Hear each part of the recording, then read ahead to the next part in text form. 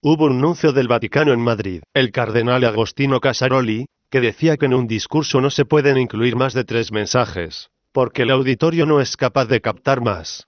Fíjense ustedes, decía, incluso nosotros los 10 mandamientos los tuvimos que resumir en 2, servir y amar a Dios sobre todas las cosas y al prójimo como a ti mismo, porque 10 mandamientos eran demasiados para recordar.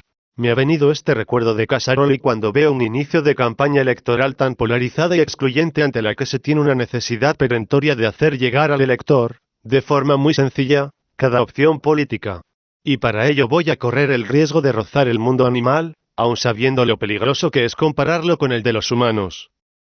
Bien, es verdad que Walt Disney humanizó animales en figuras como Pluto, Mickey Mouse, el pato Donald o Rico McPato, que siguen existiendo el ratoncito Pérez, el pato Lucas, Tom y Jerry, el gato Félix, Piolín. O que a veces se habla de tal personaje como animal político, o como animal televisivo, sin connotaciones peyorativas. Pero ojo con llamar a alguien víbora, rata, perro o culebra. Por eso pretendo contar una bonita historia que ejemplifica bien las cosas hablando de gatos y ratones.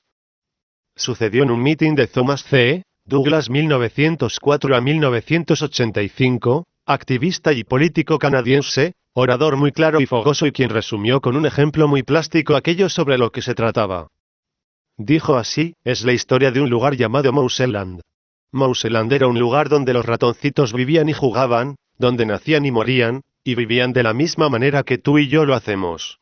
Incluso tenían un parlamento y cada 4 años tenían una elección. Caminaban rumbo a las urnas y votaban. Algunos incluso tenían una confusión con las casillas, una confusión que les pasaba cada 4 años, para ser verdad. Tal como tú y yo. Y cada día de elecciones todos los ratoncitos acostumbraban a ir a las urnas y elegían a unos representantes de los que salía un gobierno. Un gobierno formado por enormes y gordos gatos negros. Si piensas que es extraño que ratones elijan un gobierno de gatos, mira la historia de Canadá durante los últimos 90 años y entonces verás que ellos no son más estúpidos que nosotros. No estoy diciendo nada en contra de los gatos. Ellos eran buenos compañeros y conducían su gobierno con dignidad. Aprobaban buenas leyes, es decir, leyes que eran buenas para los gatos. Pero estas leyes que eran buenas para los gatos no eran muy buenas para los ratones.